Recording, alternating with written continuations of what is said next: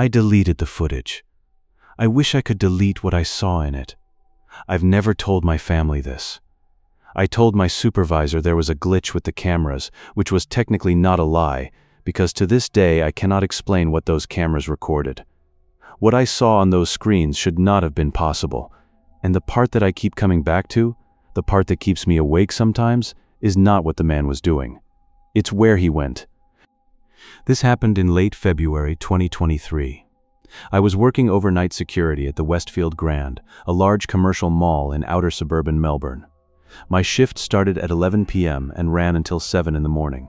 It was me and one other guard, a guy named Phil, who mostly monitored the East Wing while I handled the main floor and food court zone. The monitoring room was a small, windowless space behind the management offices on the ground floor, 8 screens, 2 keyboards, poor lighting, a coffee machine that only worked if you kicked it.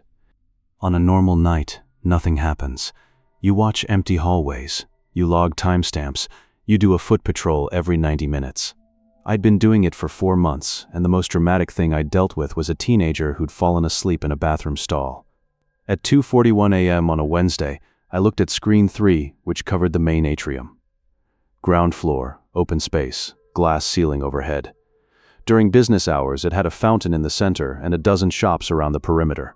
At night, everything was locked and the fountain was off, and the whole space was just dim ambient light from the emergency strips along the floor. There was a man standing in the middle of it. Just standing, perfectly still. Dark jacket, dark trousers, facing away from the camera. I leaned forward and looked at him for probably 10 seconds before I radioed Phil and told him to go check the main atrium, possibly a homeless person who'd got in through the loading bay.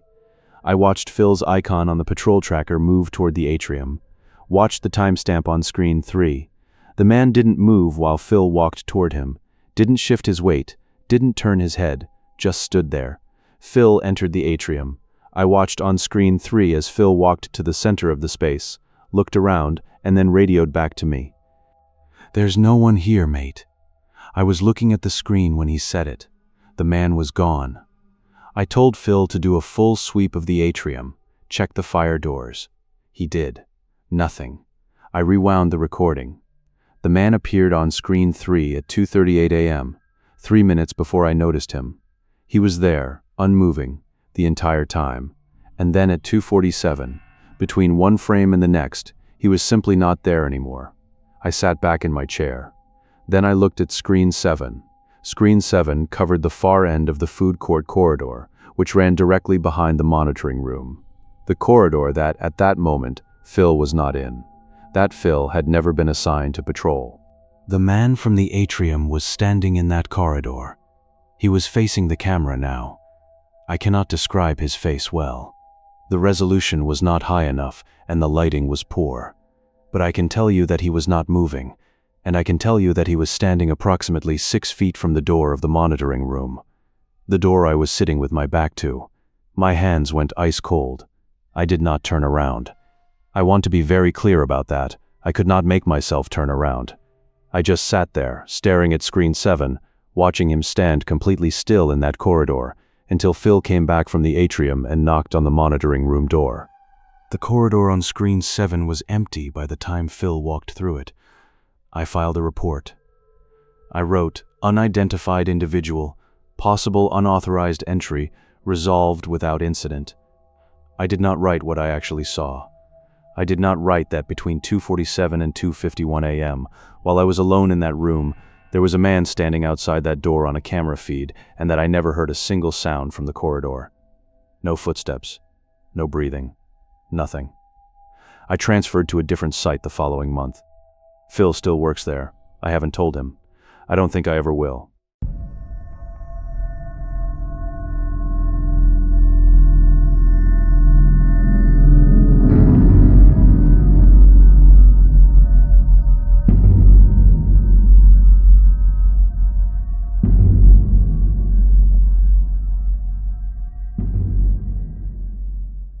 I've told people I quit that job because of the hours. That's not true.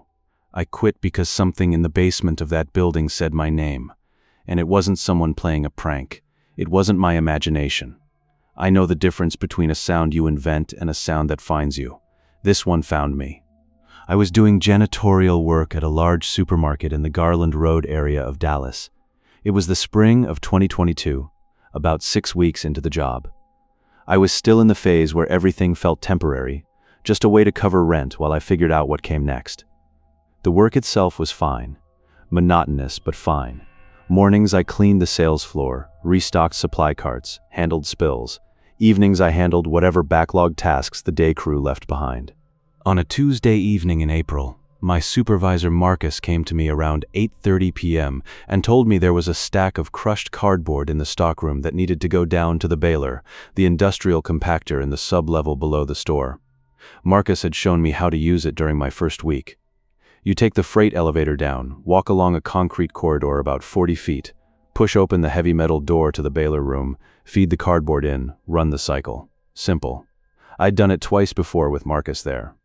This was the first time I was sent alone. I loaded the cart and took the freight elevator down. The elevator in that building moved slowly on a good day. That evening it seemed to take nearly twice as long as it should have. I remember watching the floor indicator light above the door and having the distinct sense that it had paused between floors, like it couldn't decide whether to keep going. When the doors finally opened, the sub-level corridor was lit by 2 fluorescent tubes, one of which was struggling, flickering every few seconds in a rhythm that made the shadows jump. I pushed the cart forward. The concrete floor was damp in patches. It smelled like old cardboard and something faintly chemical, like cleaning fluid that had been sitting in the drain too long. The baler room door was open. It shouldn't have been. The protocol was clear. Door stays shut when not in use. I'd watched Marcus close and latch it himself. I stood about 10 feet from it, looking at the gap, and I felt my pace slow without deciding to slow it. Then I heard the sound, low, rhythmic, coming from inside the baler room, whispering. My first thought was exactly what you'd expect. Someone had gotten into the building. Homeless person, maybe, using the basement as a shelter. It happened at other stores. I'd heard Marcus mention it once. I stood still and listened, trying to pick out words or a voice I could identify as human and harmless. The whispering was too quiet to make out. I took 2 steps closer. Still too quiet. I took 1 more step and it stopped. 3 seconds of silence. Then it said my name. Not loud, not dramatic. Just my name, Marcus, spoken clearly from inside the baler room, in a voice that I cannot place as male or female or young or old. It was just a voice, saying my name. I want to be precise here. The only people at that store who knew my name were my coworkers, and none of them had any reason to be in the sub-level at that hour. I had not told anyone I was going down. The baler room had 1 entrance, which I was standing in front of. The room itself was maybe 20 by 20 feet, concrete walls, the compactor unit, a drain in the floor, a single overhead light on a pull string. There was nowhere to hide. I did not go in. I left the cardboard cart in the corridor. I walked back to the elevator and I pressed the button and I waited. And the elevator took that same impossible length of time to come down and get me, and I stood with my back against the corridor wall the entire time because I did not want my back to that open door. When I got upstairs, I told Marcus I'd heard someone in the basement. He went down to check. He came back up and said there was nothing there, and the baler room door was shut and latched when he got there. He asked me if I'd closed it when I left. I told him I hadn't touched it. He looked at me for a moment and said, "You okay?" I said yes. I gave 2 weeks' notice the next morning. Whatever was in that room knew my name. And the worst part, the part I still cannot reason away, is that I'd only been at that job for 6 weeks. I had never been in that basement alone before.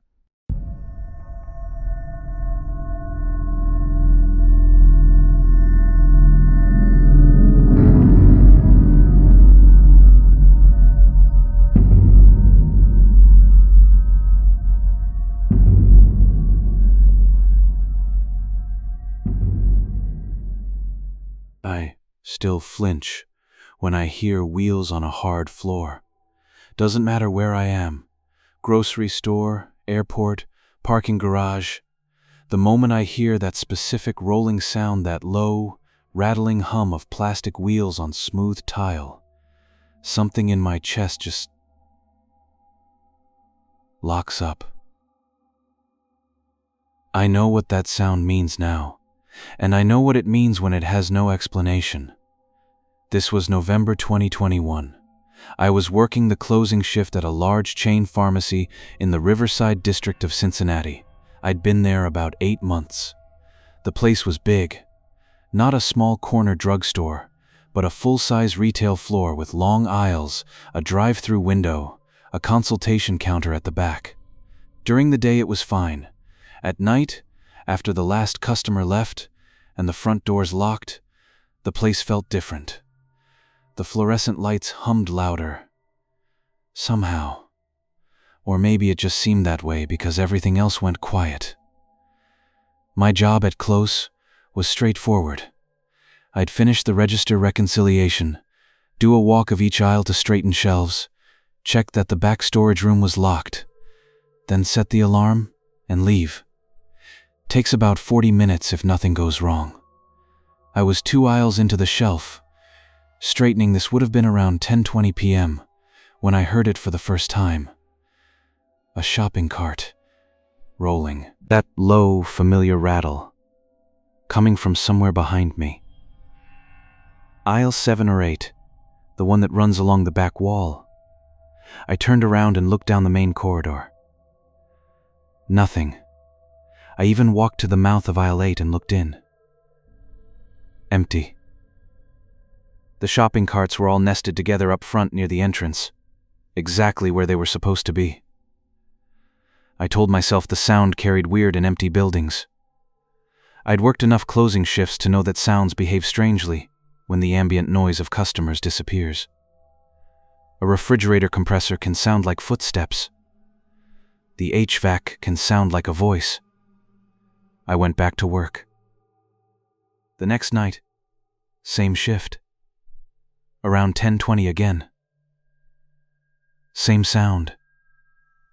This time I went directly to aisle 8. Still nothing. But I stood there for a moment, and that's when I noticed something I hadn't before. Aisle 8 had no shopping carts. The cart storage path didn't even run through that aisle.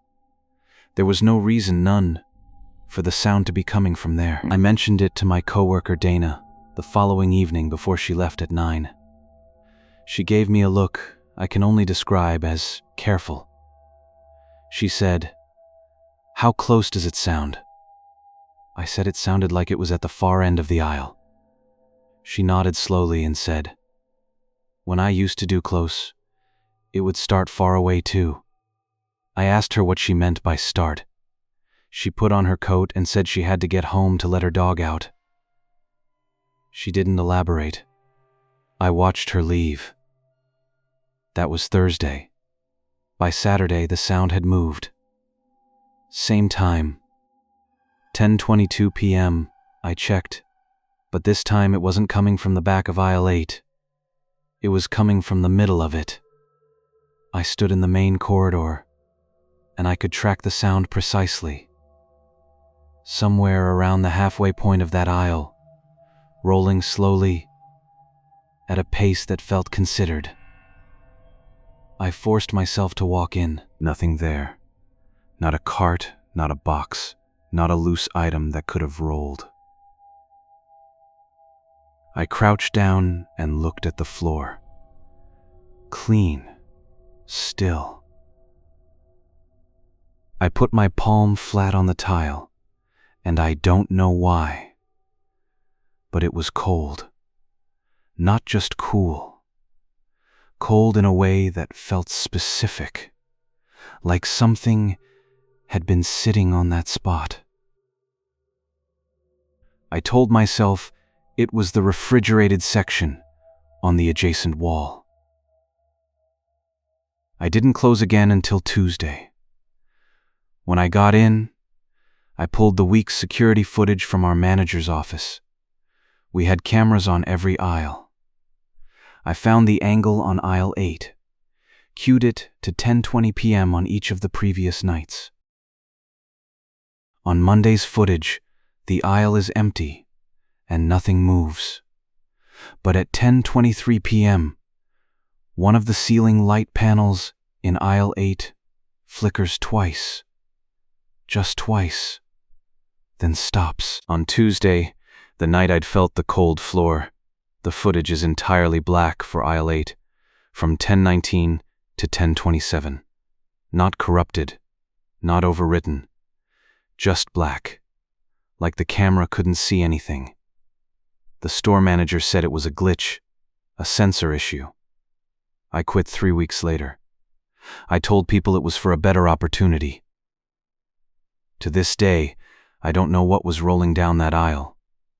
What I do know is that it was getting closer every night, and I didn't want to find out what happened when it reached the end.